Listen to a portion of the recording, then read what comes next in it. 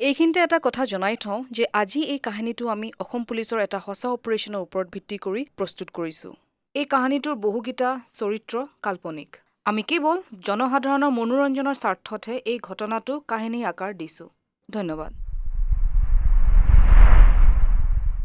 নমস্কাৰ, AVP-লৈ মই স্মাইলী বৰুৱাই আপোনালোকক স্বাগতম জনাইছোঁ আমাৰ বিশেষ অনুষ্ঠান ছাকচেছ ষ্টৰিজ অফ অসম পুলিচলৈ। আমাৰ এই অনুষ্ঠানত আমি আপোনালোকলৈ আগবঢ়াম আমাৰ অসম পুলিচৰ সাহসিকতাৰ সঁচা কাহিনী, তেওঁলোকৰ কষ্ট, প্ৰয়াস আৰু সফলতাৰ কাহিনী। আজি তেনে এটা কাহিনী লৈয়ে মই আপোনালোকৰ ওচৰলৈ আহিছোঁ। শ্বহীদ জোৱান CRPF সুনীল কলিতা আৰু তেওঁৰ পত্নী পদুমী কলিতাৰ সঁচা কাহিনী। সঁচাকৈ আমাৰ ভাৰতৰ সৈন্য বাহিনীৰ জোৱানসকলক আমি যিমান ধন্যবাদ দিলেও কমেই হ'ব, নহয়নে? এবাৰ ভাবি চাওকচোন তেওঁলোকৰ ত্যাগৰ কথা। আমাক সুৰক্ষা দিবৰ কাৰণে তেওঁলোকে কিমান ত্যাগ কৰিবলগীয়া হয়। তেওঁলোকেতো তেওঁলোকৰ কৰ্তব্যৰ খাতিৰত দেশ মাতৃক সুৰক্ষা দিয়াৰ স্বাৰ্থত সকলোখিনি এৰিবলৈও কুণ্ঠাবোধ নকৰে। কিন্তু এবাৰ তেওঁলোকৰ পৰিয়ালবৰ্গৰ কথা চিন্তা কৰকচোন। তেওঁলোকৰ ল'ৰা ছোৱালী, পত্নী, মাক দেউতাক, বাই ভনী সকলোৰে কথা। দেশৰ প্ৰত্যেকজন সৈনিকলৈ আৰু তেওঁলোকৰ পৰিয়ালবৰ্গৰ প্ৰত্যেকজন ব্যক্তিলৈ অসমবাসী ৰাইজৰ হৈ AVP দ্য আছামিজ ভিজুৱেল পৰ্টেলৰ তৰফৰ পৰা জনাইছোঁ চেলিউট। এতিয়া আহোঁ আজিৰ কাহিনীলৈ, শ্বহীদ জোৱান সুনীল কলিতাৰ কাহিনীলৈ। সুনীল আছিল কামৰূপ জিলাৰ কমলপুৰ থানাৰ অন্তৰ্গত গাঁও পালাৰাৰ। সুনীল সৰুৰে পৰাই সাহসী আছিল। ইউনিফৰ্ম ছাৰ্ভিচত যোগদান কৰাৰ হেঁপাহ তেওঁ সৰুৰে পৰাই আছিল। দুৰ্গা পূজাৰ সময়ত প্ৰত্যেক বছৰে এটা পুতলা বন্দুক দেউতাকে সুনীলক দিবই লাগিছিল। সেই বন্দুকটো লৈ দিনে নিশাই গোটেই বছৰটো সুনীলে ঘৰৰ ভিতৰে বাহিৰে গুলীয়াগুলী খেলি ফুৰিছিল।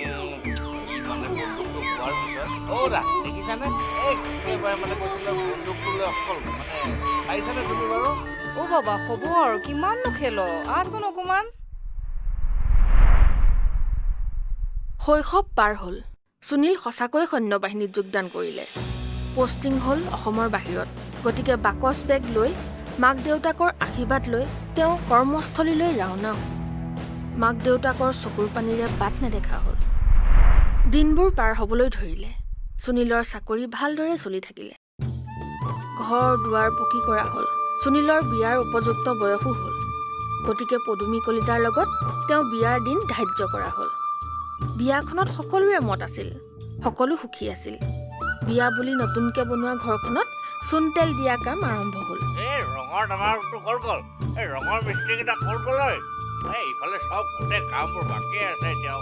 ইফালে সুনীলো 2 মাহৰ ছুটী লৈ ঘৰ পালেহি। ঘৰখনত মিতিৰ কুটুম ওচৰ চুবুৰীয়াৰে উদুলি মুদুলি পৰিৱেশ।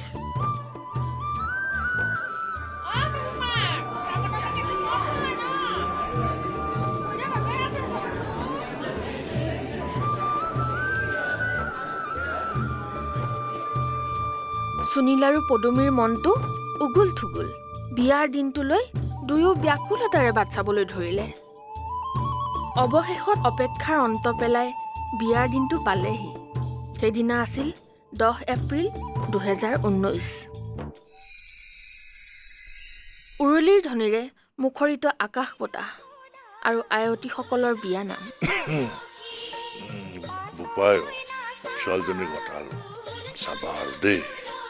দেউতা, মই থাকোঁ মানে আপুনি একেবাৰে চিন্তা নকৰিব।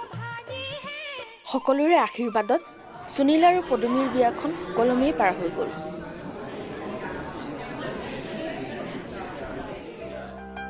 বিয়াৰ ব্যস্ততাৰ কাৰণে তেওঁলোকে 2 দিন ধৰি ভালদৰে কথা পাতিবই পৰা নাই। ইফালে নতুন কইনা, চাবলৈ অহা মানুহৰ ভিৰ। কিন্তু তথাপিও হাজাৰ ব্যস্ততাৰ মাজতো যেন সুনীলৰ চকুহালে পদুমীক আৰু পদুমীৰ চকুহালে সুনীলকে বিচাৰি ফুৰিছিল। তেনেকৈয়ে 2 দিন পাৰ হ'ল। সেইদিনা আছিল ফুলসজ্জাৰ নিশা। সেইদিনাৰ পৰাই সঁচা অৰ্থত দুয়োজনে যুগ্ম জীৱন আৰম্ভ কৰিব। পদুমী তেওঁলোকৰ শোৱা কোঠাৰ বিচনাখনতে সাজি কাচি বহি আছিলে। তাইৰ মুখখনত ভয়, লাজ, ফূৰ্তি সকলোবোৰ স্পষ্টকৈ ওলাই আছিলে। তেনেতে সুনীল শোৱা কোঠালৈ সোমাই আহিল।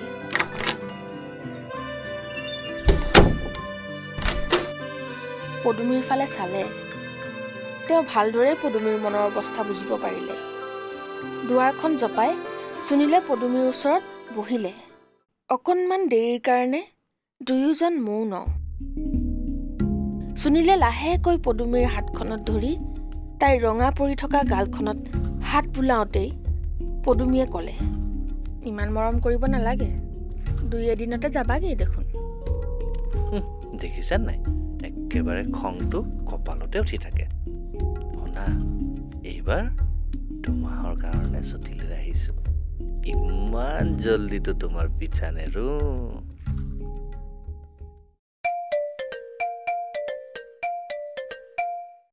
ফোনটো মানে ক'ত যে আছে না বিচাৰিয়ে নাপাওঁ। हेलो कलिता, जय हिंद सर। आपका छुट्टी कैंसिल कर दिया गया है। आपको इमीडिएटली ड्यूटी ज्वाइन करना पड़ेगा। सर एनी प्रॉब्लम जवान? No sir.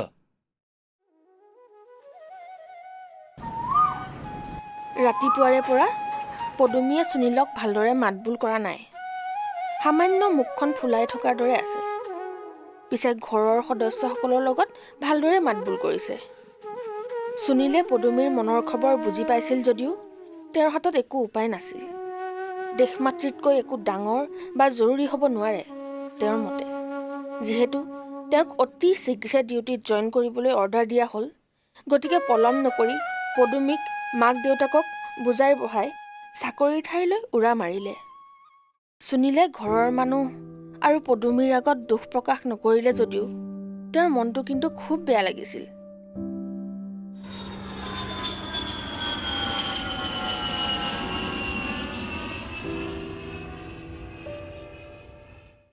যি কি নহওক, সুনীল চাকৰি ঠাইত গৈ পালে আৰু জইন কৰিলে।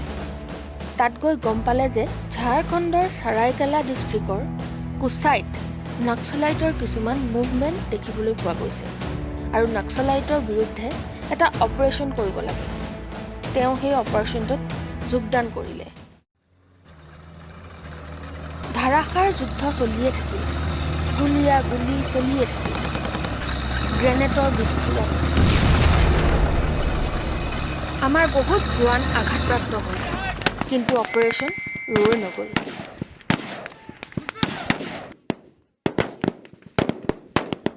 ধাৰাসাৰ যুদ্ধৰ পিছত পুৱা প্ৰায় 4:30 বজাত সুনীল কলিতা গুৰুতৰভাৱে আঘাতপ্ৰাপ্ত হয়। অপাৰেশ্যনটোত যোৱা বাকী জোৱানকেইজনে ঘূৰি চাই দেখে সুনীল মাটিত ঢলি পৰি আছে। পলম নকৰি সোনকালে হেডকোৱাৰ্টাৰত কল কৰি মেডিকেল হেল্প বিচৰা হ'ল। सर जी, हमारे एक जवान को गोली लगी है, जल्दी मेडिकल हेल्प भेजिए। মেডিকেল টিম আহিলে আৰু প্ৰথমতে তেওঁক তেওঁলোকৰ আৰ্মিৰ হস্পিটেলত ভৰ্তি কৰোৱা হ'ল।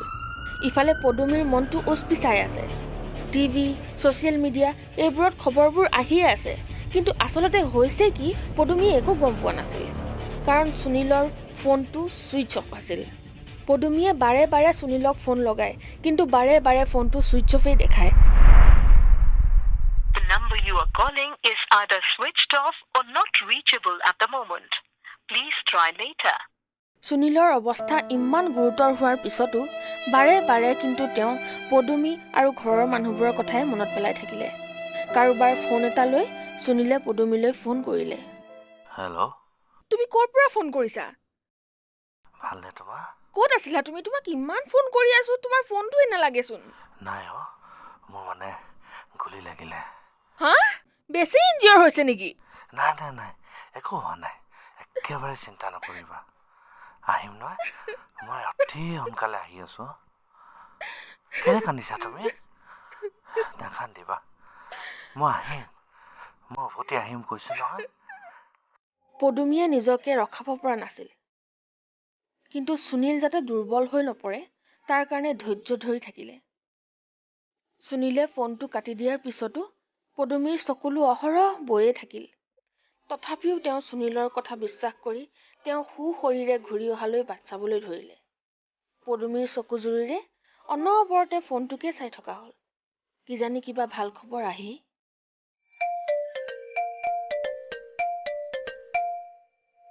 हाँ मिसेस कलीता, জি স্যার। देखिए बोलना तो नहीं चाहता, लेकिन सुनील की हालत बहुत खराब है। बचने का कोई चांसेस नहीं है। I am sorry, really sorry.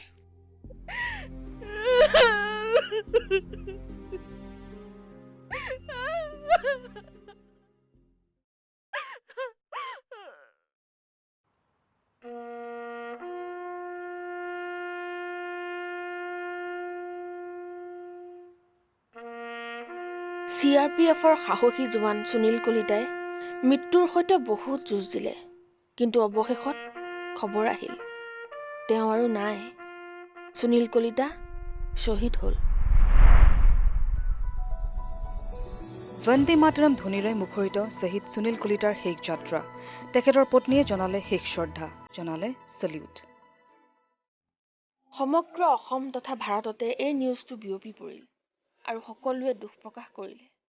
ইফালে পদুমী আৰু সুনীলৰ ঘৰখনৰ অৱস্থা অতি দুখ লগা হৈ পৰিল। সকলো দুখত মৰ্মাহত। পদুমী কলিতাৰ দুখ মই ব্যক্ত নকৰিলেও আপোনালোকে বুজিব পাৰিছেই চাগে।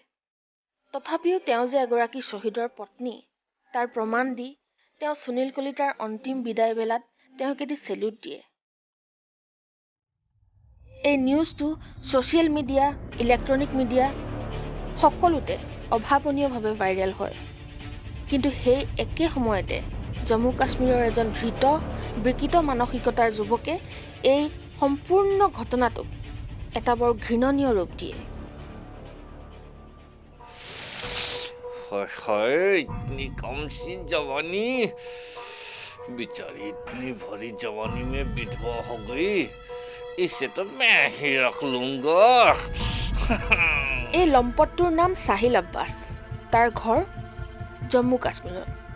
সি পদুমী কলিতাৰ ভাইৰেল হোৱা নিউজটো চাই অত্যন্ত এটা অশালীন কমেণ্ট দিলে, যিটো ছেকেণ্ডতে চাৰিওদিশে বিয়পি পৰিল। সকলোৱে এই কমেণ্টটো পঢ়ি হতবাক, কিন্তু কোনেও বুজি পোৱা নাছিল যে এগৰাকী শ্বহীদ পত্নীয়ে তেওঁৰ শ্বহীদ স্বামীক শেষ শ্ৰদ্ধা হিচাপে এটা চেলিউট জনাওঁতে কিয় এনে অশালীন মন্তব্য কৰিব লগা হ'ল। ঐ শুন না, এটা নিউজ শুনি আছ, তই গম পাইছনে কিবা?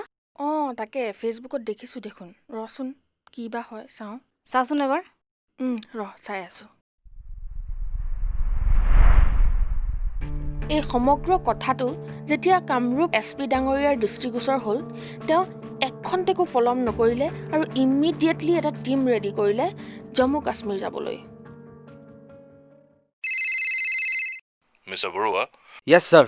কথাবোৰতো শুনিছেই। চাওক, শ্বহীদ পত্নী এগৰাকীক এইদৰে অপমান কৰাটো আমি কেতিয়াও সহ্য কৰিব নোৱাৰোঁ। গতিকে আপুনি ইমিডিয়েটলি এটা টীম বনাওক আৰু জম্মু কাশ্মীৰ যাবলৈ সাজু হওক। Yes sir.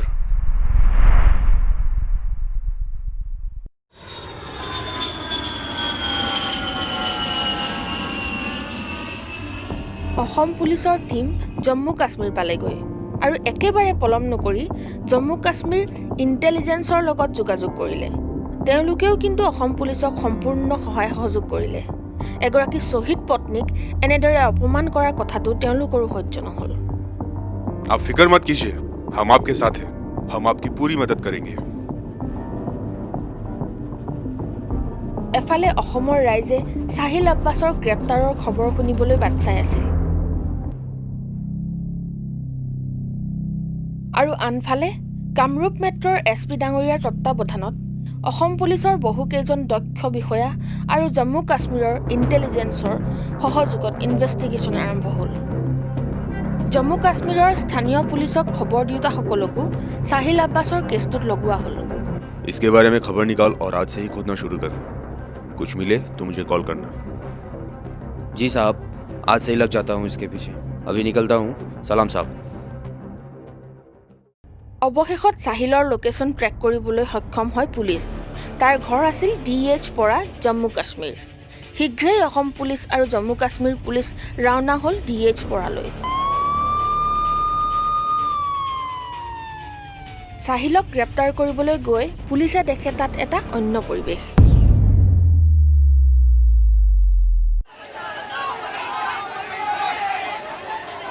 তথাপিও কিন্তু অসম পুলিচৰ বিষয়াসকল সাহসেৰে আগবাঢ়িল।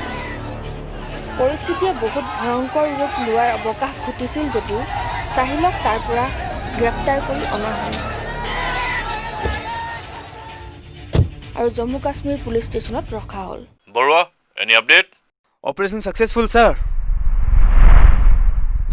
খবৰটো অসম পোৱাৰ লগে লগেই জনসাধাৰণৰ মাজত উৎসৱমুখৰ পৰিৱেশৰ সৃষ্টি হ'ল। SP ডাঙৰীয়াক সকলোৱে ধন্যবাদ জ্ঞাপন কৰিলে। পদুমী কলিতা আৰু সুনীল কলিতাৰ মাক দেউতাকেও অসম পুলিচৰ এই সফলতাৰ শলাগ ল'লে। এইখিনিতে আমি জম্মু কাশ্মীৰ পুলিচকো ধন্যবাদ দিব লাগিব।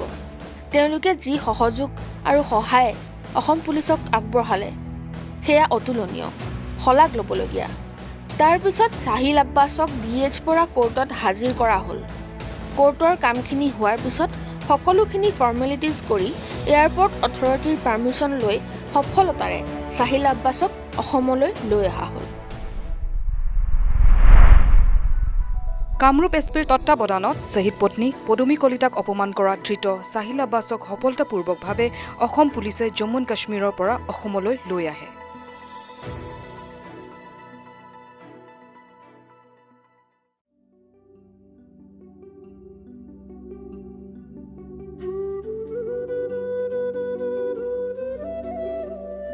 পদুমী কলিতাই ন্যায় পালে। পদুমী আৰু শ্বহীদ সুনীল কলিতাৰ পৰিয়ালে যি হেৰুৱালে সেয়া এটা অপূৰণীয় ক্ষতি, জীৱনৰ কাৰণে এটা দুখ। কিন্তু তথাপিও তেওঁলোক গৌৰৱান্বিত। গৌৰৱত তেওঁলোকৰ বুকু গদগদ। তেওঁলোকে গৌৰৱ কৰে যে সুনীলে দেশ মাতৃৰ কাৰণে প্ৰাণ আহুতি দিলে। তথাপিও কিন্তু পদুমীয়ে আজিও খিৰিকীখনেৰে পদূলিৰ ফালে ঘণ্টা ঘণ্টা জুৰি চাই থাকে। কিজানি পিঠিত হোলডলটো লৈ আৰু হাতত বেগটো লৈ সুনীল চিঞৰ বাখৰ কৰি ওলাই আহিয়ে।